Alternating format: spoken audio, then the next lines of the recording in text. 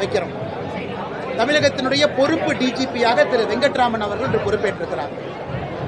இதற்கு முன்பு இருந்த டிஜிபி திரு சங்கர் ஜிவால் அவர்கள் ஓய்வு பெற்றிருக்கிறாங்க. அவங்க புது பொறுப்புக்கு போயிருக்காங்க. ஓய்வு பெற்றதற்காக எங்களுடைய வாழ்த்துக்களை தெரிவித்துக் கொள்கின்றோம். எப்பொழுதுமே இல்லாத அளவுக்கு தமிழகத்தில் ஒரு டிஜிபியை நியமனம் செய்யாம முதலமைச்சர் அவர்கள் கடைசி நேரத்தில் ஒரு கோப்பில் பொறுப்பு டிஜிபி என்கின்ற ஒரு கோப்பில் கையெழுத்து போட்டுட்டு கிளம்பிட்டாங்க ஜெர்மனிக்கு.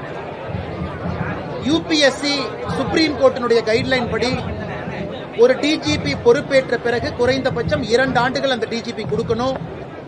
ரிட்டையர் ஆகிறதுக்கு 6 மாதம் இருக்கும் பொழுது மாநில அரசு ஒரு பட்டியலை தயார் செய்து யூபிஎஸ்சிக்கு அனுப்பணும். 5 பேர் இருக்கக்கூடிய பட்டியல்.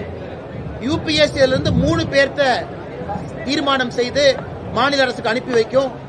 முதலமைச்சருக்கு 3ல் யாரு வேண்டுமானாலும் டிஜிபியா நியமனம் செய்வதற்கு அதிகாரம் இருக்கு. இது உச்சநீதிமன்றம் 2010 இதை வரைமுறைப்படுத்தியிருக்கிறார். ஆனா சங்கர் ஜிவால் அவர்கள் இன்னைக்கு ரிட்டையர் ஆகிறாங்கன்னு தெரிஞ்சு 6 மாதத்திற்கு முன்பிருந்து எந்த கோப்பையும் தயார் செய்யாம 6 சீனியரை பைபாஸ் பண்ணி 6 மூத்த காவல்துறை அதிகாரிகளை பைபாஸ் பண்ணி சீனியாரிட்டி ஆர்டர்ல 7வதாக இருக்கக்கூடிய திரு வெங்கட்ராமன் அவரை பொறுப்பு டிஜிபியாக இந்த பணியில் அமர்த்த வேண்டிய கட்டாயம் என்ன, அவசியம் என்ன? இதனால் 6 ஐபிஎஸ் அதிகாரிகளுக்கு சீனியாரிட்டியில பிரச்சனை வருது. குறிப்பாக சீமா அகர்வால் அவர்கள், சந்தீப் ராய் ரத்தோர் அவர்கள், அபய்குமார் சிங் அவர்கள், வன்னிய பெருமாள் அவர்கள், ராஜீவ்குமார் அவர்கள், பிரமோத் குமார் அவர்கள், இவங்க எல்லாமே 6 பேர் இதுக்கு மேல இருக்காங்க. அதனால இன்னைக்கு தமிழகத்தினுடைய பொறுப்பு டிஜிபி காலையில அந்த பொறுப்பேற்கக்கூடிய விழாவில் 8 டிஜிபி பங்கேற்கல.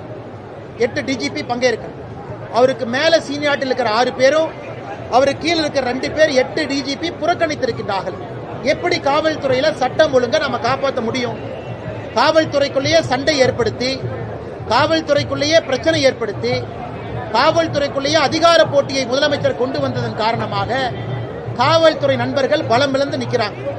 சமீபத்தில் வந்த ஆய்வறிக்கை உங்களுக்கு தெரியும். இந்தியாவில் 31 மாநகரத்தில் ஆய்வு பண்ணாங்க மத்திய அரசு அமைப்பு. அதில் சென்னை 21வது நகரமாக இருந்திருக்கிறது.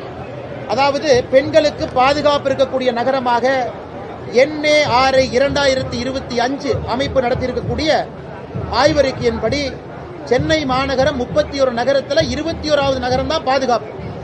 6 பெண்கள் 6% 100க்கு அவங்க மட்டும்தான் மிக பாதுகாப்பாக இருக்கின்றோம். 46 பேர் பாதுகாப்பா இருக்கிறோம். 48% பெண்கள் நாங்க பாதுகாப்பாவே இல்லைன்னு சொல்லியிருக்கிறாங்க. இதையெல்லாம் திமுக அரசு வெட்கி தலைகுனியணும்.